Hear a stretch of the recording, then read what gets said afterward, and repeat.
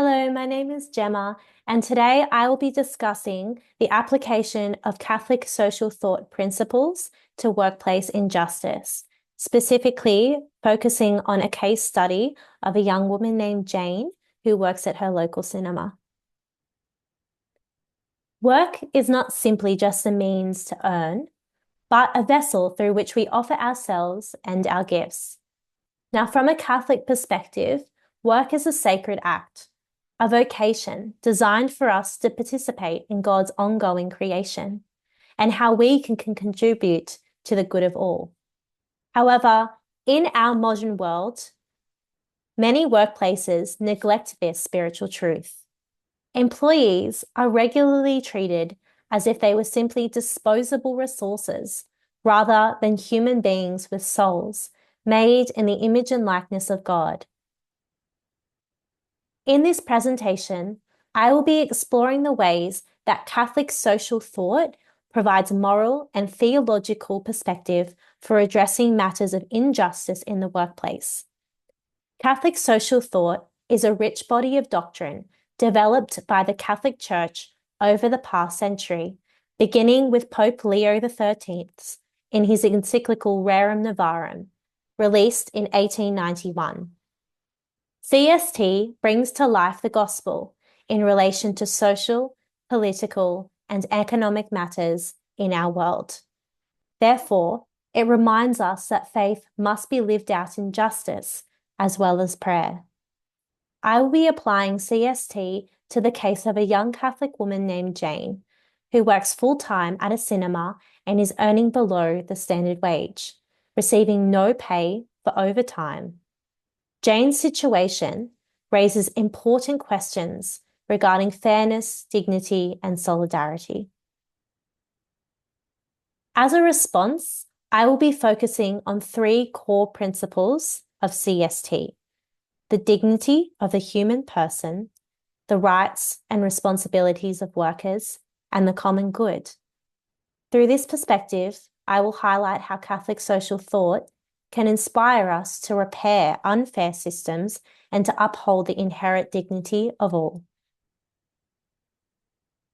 The theological foundations of Catholic social thought. CST is founded upon theological foundations that stem from both scripture and centuries of the Church's reflection on human dignity and justice. At its core, CST holds the purpose of applying the moral and the spiritual guidance of the Church to issues that are present in our world. This reminds us that our day-to-day lives are not separate from our faith. It reveals to us just how deeply relevant and connected faith is with the framework that makes up our society. Now, when we look at the first principle, the dignity of the human person, it holds the affirmation that every person is created in the image and the likeness of God. This is known as Imago Dei, found in the book of Genesis, verses 1 to 26, when God says, "Let us make humankind in our image, according to our likeness, and let them have dominion over the fish of the sea and over the birds of the air, and over the cattle, and over all the wild animals of the earth, and over every creeping thing that creeps upon the earth." Therefore, Scripture is telling us that every human life is sealed in the image of the Creator, therefore holding intrinsic dignity and worth that is precious and necessary to be protected.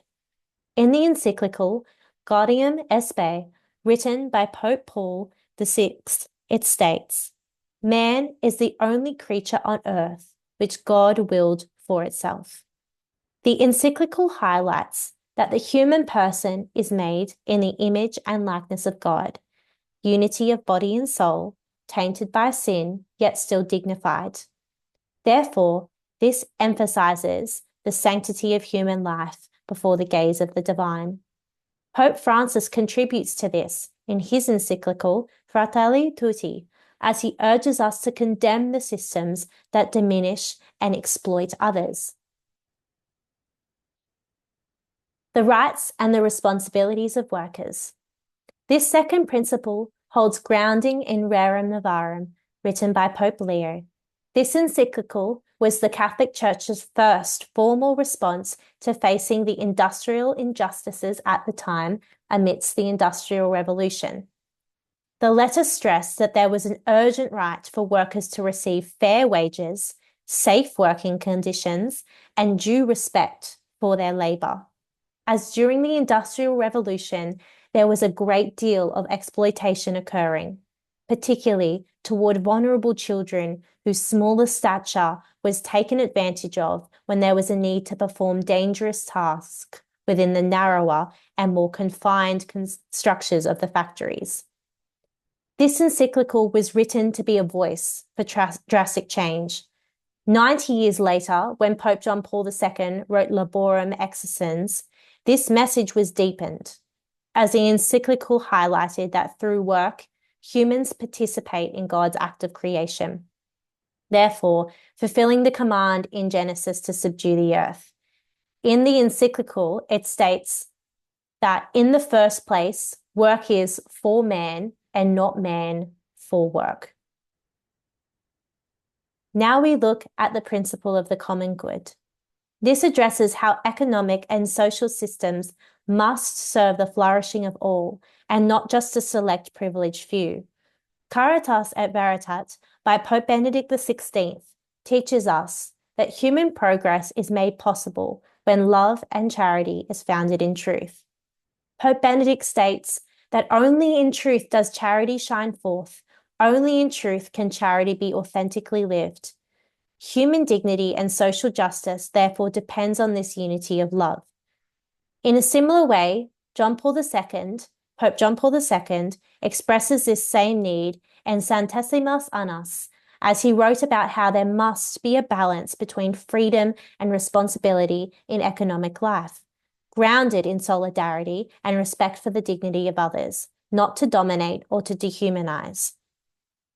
Now, when we take into consideration each of these theological foundations and use them as a compass when we approach matters of justice within the workplace, we as children of God can begin to restore the dignity of society. This is through a means that points towards God's love for each of us. Now we're going to look at the story of Jane. Jane is a young lady who works full-time at a local cinema. She soon discovers that she is being paid well below what is the standard hourly rate and is not being compensated for the many hours of overtime that she regularly has to work. Jane confides in her co-workers about this and discovers that this is also happening to them. This is troubling, as many of her colleagues need this job to support their families, but they are scared to speak up for fear of losing their employment. Jane, as a practicing Catholic, is conflicted. She can see that what is happening at her work is unjust from a legal and economic view, as well as a moral and a spiritual one. Jane's circumstances raise serious questions about human dignity, the rights of workers, and the common good. These CST principles bring to light the ethical problems that are at play. The dignity of the human person is what reminds us that all life is valuable, regardless of status, and deserves to be treated with fairness and respect. Therefore, Jane's employer paying wages that fail to meet the basic living needs and treating the employees simply as instruments for profit fails to see one's human dignity and humanity. In Jane's case, we also see how the rights and responsibilities of workers have been violated.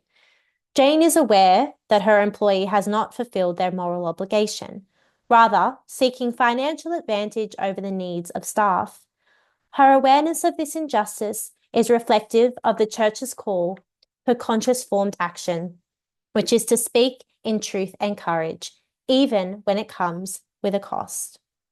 Finally, the principle of the common good has been neglected in Jane's circumstance. But also when workplaces take advantage of their employees, they remove trust, justice, solidarity, and they unravel the tapestry of community. Therefore, Jane seeks fairness, not only for herself, but also for her colleagues. This is where she displays qualities of the common good, as she is concerned for the dignity and the well-being of others.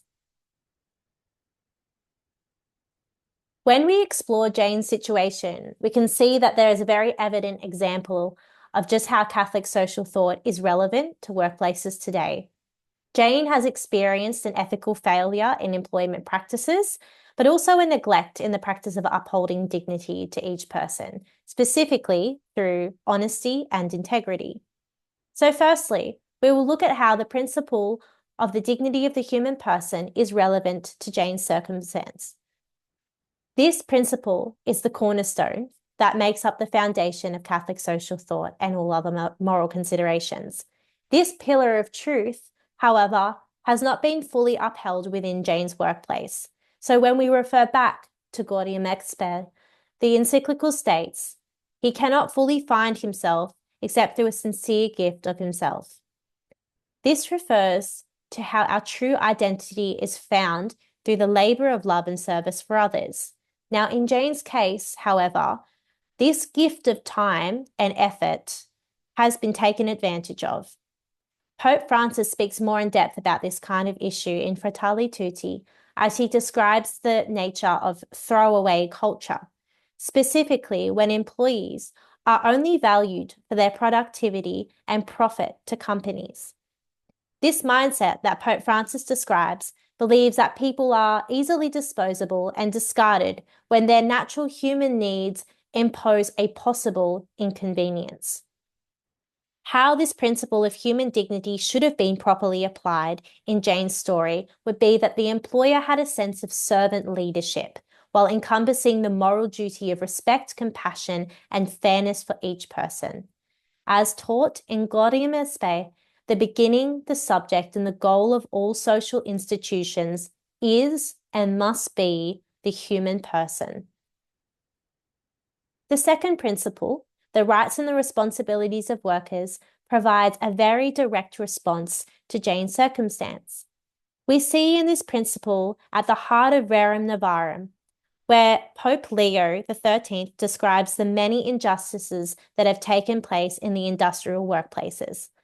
Pope Leo states, to exercise pressure upon the indigent and the destitute for the sake of gain and to gather one's profit out of the need of other is condemned by all laws, human and divine. Pope Leo's statement could easily be applied to Jane's workplace, as her employer has not honored their responsibility to provide proper pay, safe conditions, and just treatment. Jane's labor is what sustains the operations of the cinema, and even still, she has not received the necessary compensation or recognition. This calls for a change in the system, as what is proper is that the company views their partners as taking part in a mission of work, deserving of justice and an open dialogue.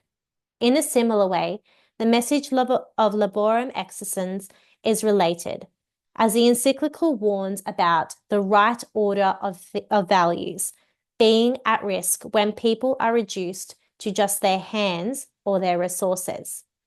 What should be occurring in order to fulfill this principle is what Pope Pius XI promotes in his encyclical Quadragesimo Anno.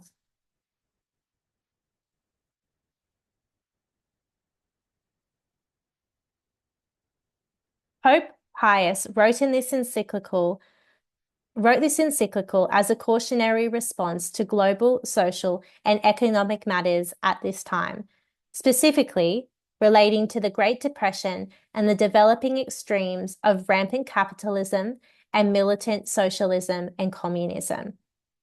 Pope Pius emphasizes that economic systems must reject greed and prevent exploitation. This is where the concept of subsidiarity is introduced, meaning that decisions must be handled by those with lesser social authority.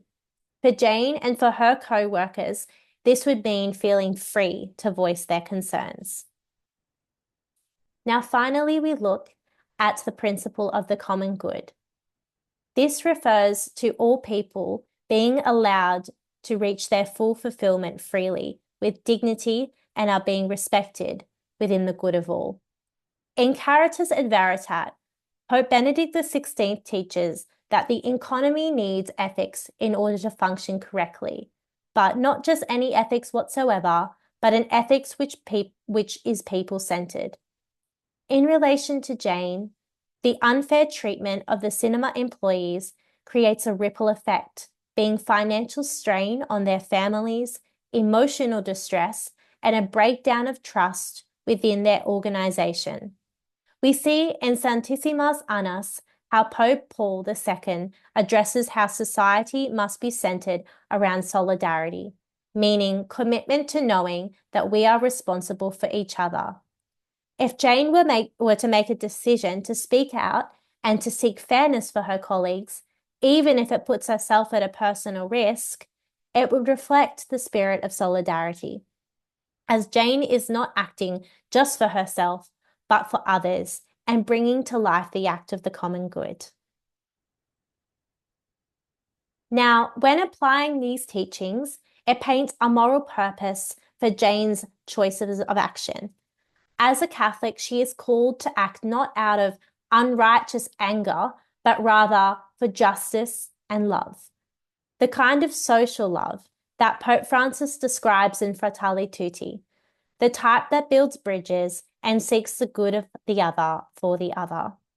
Therefore, Jane might choose to advocate respectfully for fair treatment by potentially approaching the management, uniting and empowering her colleagues to voice their troubles, and contacting the appropriate authorities. Jane's actions would uphold her dignity and be a stepping stone to restoring a culture of justice within the company. In doing this, Jane becomes a witness to the gospel. Now, upon reflection of Jane's story and the breaking open of Catholic social thought within this case and this course, it has profoundly strengthened my belief that faith and justice do coexist. One does not have to be removed from the other. Catholic social thought is not simply a body of intimidating doctrine provided by the popes containing complex theology. It is instead a calling for us as God's children to consider the ways we live and take action. CST is an invitation for us to view our relationships, workplaces, and communities through the everlasting loving gaze of God, who sees us all as inherently dignified and resembling of his goodness and beauty. The dignity of the human person has personally struck a chord in my soul very deeply, as it recognizes that every person is consecrated, made intentionally in God's image. A concept that is a radical contrast to the gradually declining value given to human life in this modern age. When people like Jane are exploited, this is a spiritual neglect in the honor that the Father has given us and calls us to protect. In the same way, the rights and the responsibilities of workers has inspired me in the way I view acting with conscience, that being the choice to act with courage and honor, even when it comes with an uncomfortable personal cost. Likewise, the common good has called me to break free from the shackles of total self-interest, rather to offer my concerns towards the needs of all, with the understanding that we must not be separated from one another. Therefore, CST urges us to renew our world so that we may mirror justice and call upon the mercy of God. Jane's situation is but a small droplet in the ocean of realities of people who long to be granted with simple respect and dignity. As followers of Christ, our response must be one that exemplifies the gospel through courageous advocacy for justice, compassion, and for love. Thank you for listening.